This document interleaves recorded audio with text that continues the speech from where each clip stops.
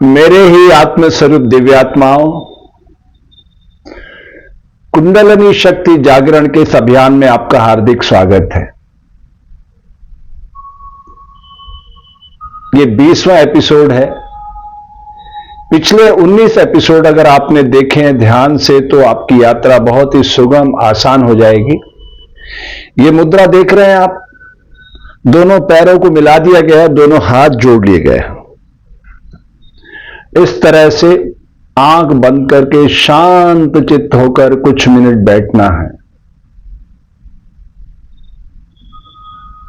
बिल्कुल कैमरे की आंख बंद कर दृष्टा बन जाना है।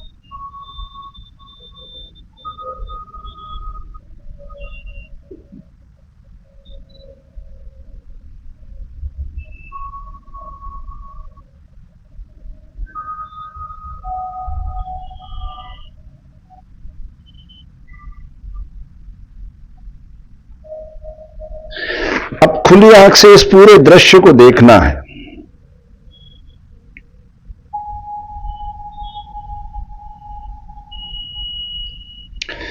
बंधे हुए पैर, बंधे हुए हाथ। मैं आपसे कुछ कहना चाहता हूं। अगर वाकई आप गंभीर है कुंडलिनी शक्ति जागरण को लेकर के, तो यह एपिसोड आपको बहुत ध्यान से देखना होगा।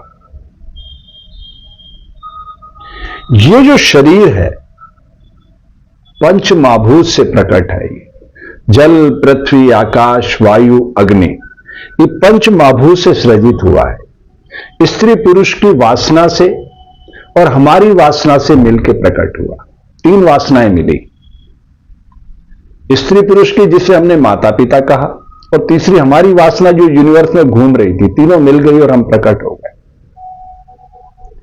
विचार हमें समाज ने दिए। मैं हिंदू, मैं मुस्लिम, मैं सिख, मैं ईसाई, मैं जैन, मैं बौद्ध, मैं यहूदी, मैं पारसी। ये हमारी सामाजिक व्यवस्था की देन है, प्रकृति की देन नहीं है। प्रकृति ने हमें प्राण दिया। वो प्राण इस शरीर के भीतर डिवाइस में उतरते ही प्राण अपान, समान, व्यान, उदान 5 तरह की वायु में रूपांतरित हो जाता है। तो आज हम जो यात्रा कर रहे हैं 20वें एपिसोड में अपान वायु की। अपान वायु का स्थान जो है नाभि से नीचे का है, और नाभि के नीचे आप देखते हैं कि आपके 2 बहुत सशक्त केंद्र हैं, मल का और मूत्र का। मल का द्वार जो गंदगी साफ करता है, और मूत्र का द्वार जो सृजन भी करता है। ठीक है, तो वीर्य और रज के संघात से जीव का सृजन हुआ, और उसमें अपान वायु ने बहुत बड़ी भूमिका निभाई। तो अपान वायु के केंद्र को जो संचालित करते हैं वो हैं आपके पैर। तो इन दोनों हाथों से हम प्रणाम करके हृदय की गहराइयों से इस नासिका के द्वार को यहां तक पहुंचाने की कोशिश करेंगे। और कितनी बार? 108 बार। पर मैं ये नहीं कह रहा कि आज ही आप 108 बार प्रणाम कर लीजिए इसको, अपान वायु को। लेकिन आपको पहुंचना होगा। अगर कुंडलिनी शक्ति जगाना तो 108 पूर्णांक आपको पूरा करना ही होगा। लेकिन आप शुरुआत तो कहीं से भी कर सकते हैं। तो आपका जितना शरीर स्वीकार करे उतनी यात्रा करिए आप। ठीक है, इस तरह से आप सारे तत्वों को बांध देंगे और हृदय की गहराइयों से अपने भीतर इस ऊर्जा को महसूस करेंगे कि मैं अपान वायु से जुड़ने के लिए अब तत्पर हूं। और इस तरह से नासिका को धीरे धीरे वहां जाकर टच करना है। अब जैसे ये पूरी नहीं गई कोई बात नहीं, लेकिन वहां से काउंट शुरू होगा जब ये टच हो जाएगी। हां, प्रश्वास खाली करते हुए नीचे जाइएगा, श्वास छोड़ते हुए।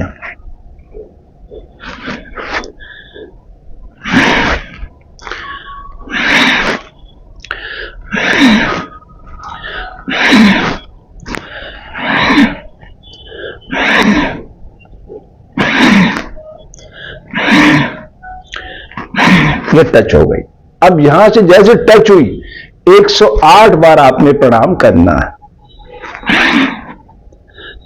2, 3, 4, 5, 6, 7, 8, 9, 10, 11, 12, 13, 14, 15, 16, 17, 18, 19, 20, 21, 22, 23, 24, 25, 26, 27, 28, 29, 30, 31, 32, 33, 34, 35, 36, 37, 38, 39,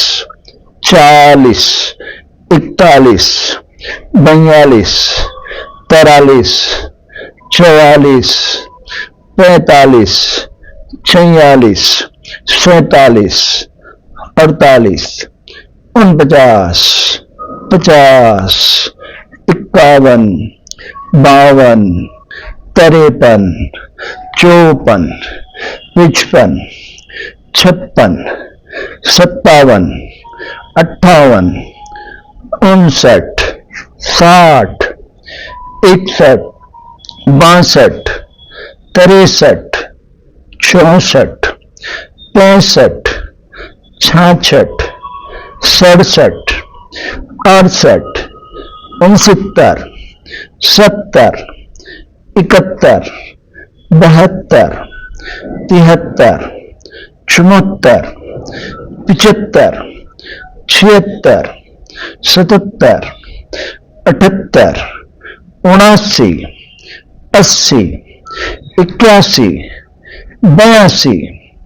81, 82, 83, 84, 85, 86, 87, 88, 89, 90, 91, 92, 93, 94, 95, 96, 97, 98, 99, 100, 101, 102, 103, 104, 105, 106, 107, 108 और फिर यहां के ठहर जाना है।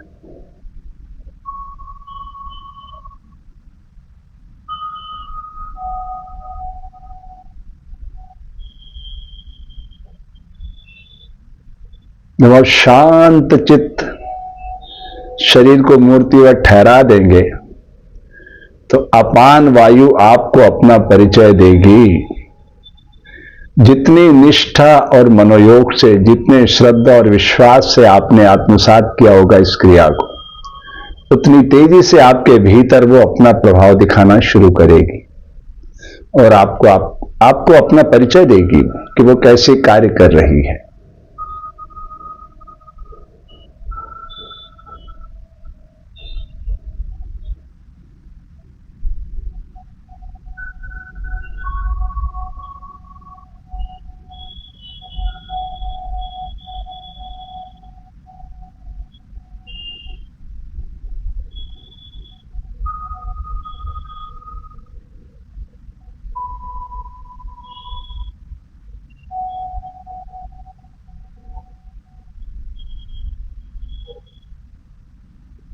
तो ये था मूल आधार का केंद्र,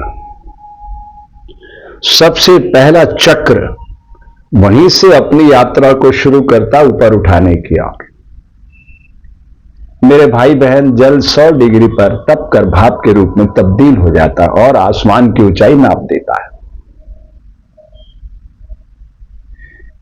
भारतीय ऋषियों की इस महान परंपरा को ठीक से समझना हो तो इस तरह से दोनों हाथ जोड़ के बिल्कुल शांत रसों के हृदय की गहराइयों से अपान वायु से मिलने का प्रयास करो।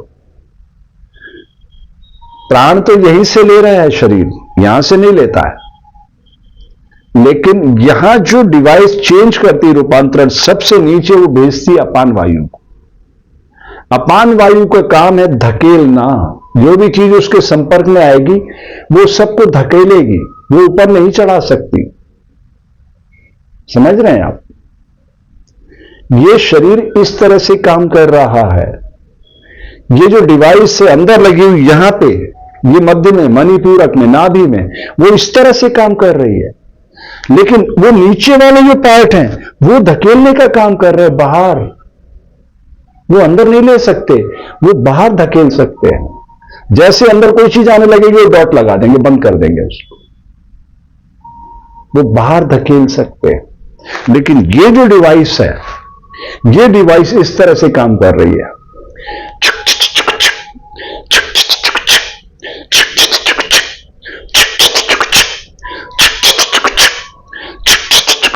है ना, जो भी आप खा रहे हैं वो, जो आप प्राण ले रहे हैं वो, जो आप सोच रहे हैं वो तीनों मिलके इस डिवाइस में पहुंचते हैं, मणिपूरक चक्र में। वो फिर उसमें से घुमा के घुमा के घुमा के घुमा के एनर्जी ऊपर ले आती है और कचरे को नीचे फेंक देती है। ऐसी कोई डिवाइस मानव जाति कभी नहीं बना सकती, कभी नहीं बना पाएगी। कि आप यहां से जो खाते हो सब गंदगी बन के बाहर निकल जाता है और एनर्जी उसमें रह जाती है, फिर एनर्जी फैलती है, फिर उस फैलने के उस वायु के प्रभाव से आंख देखती है, दृश्य दिखाती है आपको, कान आपको ध्वनि सुनाते हैं, ये गंध सुगंध दुर्गंध का एहसास कराती है, प्राण लेती है, जिह्वा स्वाद बताती है, वाणी का उद्गम करती है, हाथ आपके खुल जाते, पैर आपके बंध जाते हैं। क्या अलौकिक रचना है प्रकृति की। इससे बड़ा यंत्र, चमत्कारिक यंत्र संसार में कभी नहीं बन सकता, कभी नहीं बन सकता। जैसे जैसे हमारा माइंड अपग्रेड होगा हमें समझ में आएगा कि इसमें जो चिप लगी हुई है वो सुप्रीम पावर ने लगाई है, अनलिमिटेड डाटा प्रोग्रामिंग है उसके अंदर, अनलिमिटेड, वो कभी रुकता नहीं है। तो अपान वायु से आप जुड़ने की कोशिश करिए। इससे सबसे पहले जो आपको लाभ मिलेगा, कुंडलनी तो बाद में जागृत होगी, पहले तो आपका आमाशय एकदम मक्खन जैसा हो जाएगा, मुलायम। क्योंकि आप देखना, जब आपने पूरे हाथ जोड़े में 10 द्वारों को मिला के प्रार्थना की और आपने नासिका को, है ना, प्राण के केंद्र से ही यहां आपने कनेक्ट कर दिया, तो उसकी जो पवित्रता है वो यहां तक पहुंची, सीधी सीधी, बीच में कोई नहीं रहा। दिस इज योग। तो कुंडलिनी शक्ति को हम धीरे धीरे पूरा खोलने का प्रयास करेंगे। ये 20वें एपिसोड को जो आप देख रहे हैं, पूरी ईमानदारी से प्रयोग करना, इसमें मिलावट मत करना। बस ऐसे हाथ जोड़ के, और जैसे आपने दोनों पैरों को मिला लिया है तो फिर बस ये आपको नीचे इसके पास पहुंचना है, नासिका को लेकर के। ये ऐसे धीरे धीरे धीरे धीरे आप करोगे। इससे पहला फायदा तो आपको यह होगा कि आपका पेट साफ हो जाएगा। दूसरा फायदा यह होगा कि आपकी जो मणियां हैं स्पाइन की, 32 मणियां, 32, ऊपर जो है सर्वाइकल की 7 मणियां, नीचे डिस्क की 5 मणियां और बीच में और है, उन सारी मणियों को आप एक्टिवेट करेंगे तभी कुंडलिनी की यात्रा आगे बढ़ पाएगी। क्योंकि नीचे से हमें ऊपर लेके जाना है। पानी को नीचे से ऊपर चढ़ाना हो तो बहुत ही पंपिंग की प्रक्रिया है ना, ऐसे थोड़ी चला जाएगा। वाष्पीकरण के जरिए जा सकता है या बहुत प्रेशर क्रिएट करना पड़ेगा तभी जा पाएगा। ठीक है, तो ये धरती पे हंस से खेलते मानव को लाने का अभियान है। अभी तक आपने हमारा YouTube चैनल सब्सक्राइब नहीं किया तो कर लीजिए और आत्मसात करिए इन क्रियाओं को, फिर देखिए, फिर जो भी आपका अनुभव आता है वो जरूर साझा करिए।